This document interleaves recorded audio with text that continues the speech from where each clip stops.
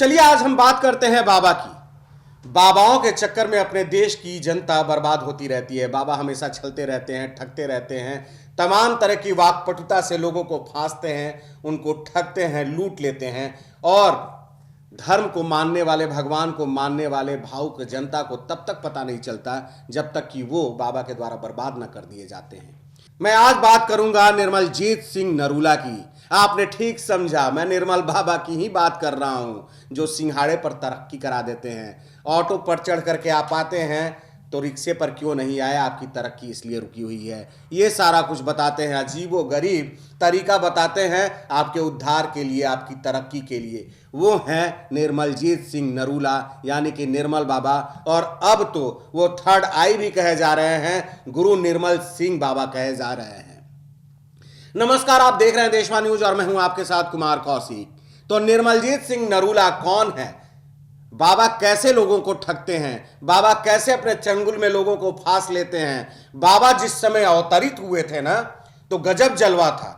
दर्जनों चैनल उनका समागम दिखाता था, लोग लाइव उनको दिखाते थे और बाबा की कृति इतनी बढ़ती गई, बाबा की ख्याति इतनी बढ़ती गई कि लोगों ने तस्वीर खरीदना शुरू कर दिया।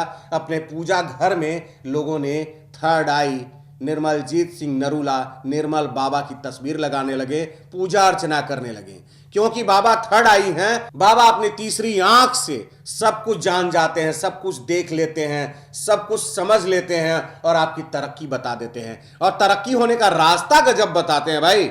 अपने भक्तों से बाबा पूछते हैं कैसे आए हो, रिक्शे से आए बाबा। तो रिक्शे वाले को कितना भाड़ा दिया? 10 रुपए। 10 रुपये और बढ़ा करके दे देते तो तुम्हारी तरक्की होती। तरक्की इसीलिए रुकी है। अब यहां से जाना तो रिक्शे से ही जाना, 10 रुपये बढ़ाकर भाड़ा दे देना, तुम्हारी तरक्की होगी। बाबा अपने भक्त से पूछते हैं क्या खा के आए हो? बोला बाबा आने के चक्कर में लेट हो गया था तो सिंघाड़ा ही खा करके आ गया। कितने सिंघाड़े खाए? 1 सिंघाड़ा खाया बाबा, 2 क्यों नहीं खा लिए? इधर से जाकर के 1 सिंघाड़ा और खा लेना, तुम्हारी तरक्की इसी कारण रुकी हुई है। 1 खा लोगे तुम्हारी तरक्की हो जाएगी। बाबा मैं बहुत निर्धन हूं, कर्जों से दबा हुआ हूं, पैसा आता है समझ में ही नहीं आता कहां जाता है। अच्छा, तुम जहां पैसा रखते हो उस पैसे रखने वाले जगह के ऊपर 10 रुपए की नई गड्डी रख देना, पैसे आने लगेंगे। और जब पैसे आने लगेंगे तो उन पैसों का 10% मेरे अकाउंट में डाल देना। यह है निर्मलजीत सिंह नरूला यानी कि निर्मल बाबा, थर्ड आई बाबा, गुरु निर्मल बाबा। बाबा के ऊपर कई तरह के केसेस भी हैं। बाबा के ऊपर ठगी का केस है, लूटने का केस है, भावनाओं को ठेस पहुंचाने का केस है, आध्यात्मिक झोल झाल बतिया करके लोगों को लूट लेने का केस है। उनके ऊपर तान्या ठाकुर और आदित्य ठाकुर नाम के नन्हे भक्तों ने भी केस किया 2012 में। 2012 में उनके ऊपर ठगी का केस 2 बच्चों ने कर दिया कि इन्होंने हमेशा हम लोगों को ठगा, हम लोगों को दिलासा दिया, झूठी दिलासा दिया कि तुम लोग आगे बढ़ोगे, तरक्की करोगे, और तरक्की करने का बस वही उपाय, अजीबो गरीब उपाय। आज कितने अगरबत्ती जलाए बाबा? 2 तो 5 नहीं जलाए, इसलिए तुम्हारी तरक्की रुकी हुई है। अब जाकर के जब पूजा करना तो 5 अगरबत्ती जला देना। बाबा के अजीबो गरीब उपाय। बाबा के बारे में बताया जाता है कि इंद्रजीत सिंह नामधारी के ये अपने साले साहब हैं। झारखंड के कद्दावर नेता इंद्रजीत सिंह नामधारी ने स्वीकार भी किया है कि हाँ ये मेरा साला है और मैंने इसको कई बार समझाया भी कि सुधर जाओ, लोगों की भावनाओं के साथ मत खेलो, मत लूटो, लेकिन ये कभी नहीं माना। बताया जाता है कि निर्मलजीत सिंह नरूला के पिता एस नरूला की आपसी रंजिश में हत्या हो गई और इनकी मां ने डर करके इनके साथ इनके भाई बहनों को झारखंड के डाल्टनगंज के पालमू गांव भेज दिया। यहीं पर इनकी परवरिश हुई। बचपन से ही ये बड़े उदंड प्रवृत्ति के थे, उछृंखल थे, बड़े ही खिलंदर थे। तमाम तरह की शिकायतें आती थी घर में। इनके दोस्तों के द्वारा उस समय से ही इनके ऊपर ठगी का आरोप लगाया जाता था। एक दोस्त ने तो इनके ऊपर यह आरोप लगाया था कि 11,000 रुपए इन्होंने अपने इलाज के नाम पर मेरे से ले लिया, अब वो दिया नहीं और अब मुझे ठग रहा है। बाबा के बारे में बताया जाता है कि दिल्ली के पॉश इलाके में कई इनके फ्लैट हैं, 35 करोड़ के इनके बुटीक हैं, जिसको लेकर के काफी ट्रोल भी हुए थे।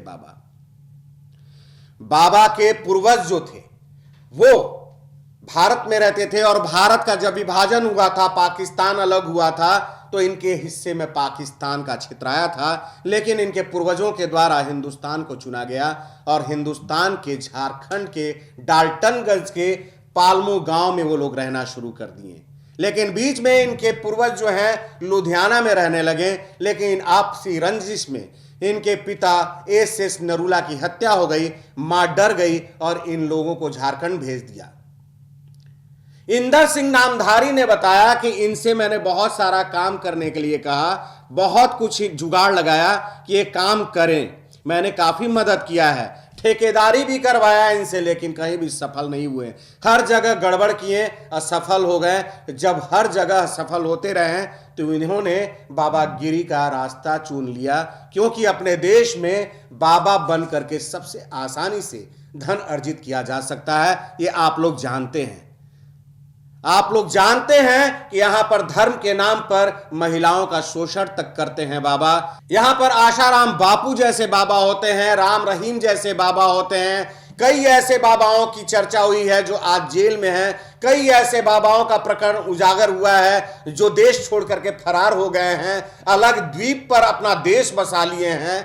ऐसे ऐसे बाबाओं ने अपना कृत्य दिखाया, अपना करिश्मा दिखाया। और थर्ड आई वाले बाबा निर्मल बाबा का तो क्या कहना है।